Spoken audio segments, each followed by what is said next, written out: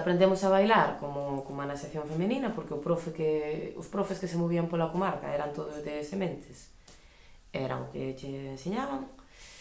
e foi un choque cando de repente empezamos a xuntar os vellos de aquí, ou incluso eso, cando descubrimos que miña abuela era bailadora e tal, e víala bailar, tocar xa non sabíamos daquela, pero bailar, dixemos, isto non ten nada que ver co que nós facemos.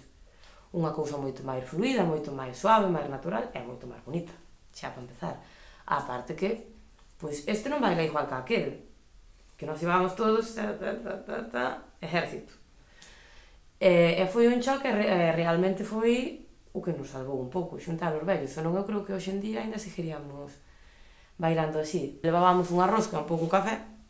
avisábamos a xente, veñan bailar. Primeiro non gravábamos nin nada, a idea era só xuntalos. E despois descubrimos que, claro, había moitas máis cousas detrás e xa foi cando empezamos a recoller un pouquiño, que tampouco nin moito, porque eso, gravando mal, non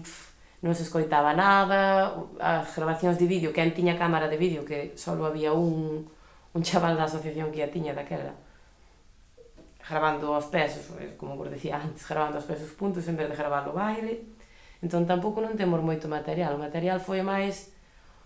o que poidemos compartir con eles e aprender deles. Eu creo que o bo que tuvemos, por menos a miña xeración, aquí, foi xusto eso, que íbamos á escola, pero ao mesmo tempo tiñamos os vellos aí. Entón, collíamos dos dous lados. Aprendíamos a naturalidade do baile, a creencia que eles lle teñen ao baile, ainda hoxe a música, e ao mesmo tempo aprendíamos bailes de 40 sitios, formas de bailar distintas, e víamos que se bailaba, que non só estábamos nós, que aquí ao lado, pois, en Leira bailaban, en Mondariz bailaban, e que había grupos en todos os sitios, non éramos nós solas.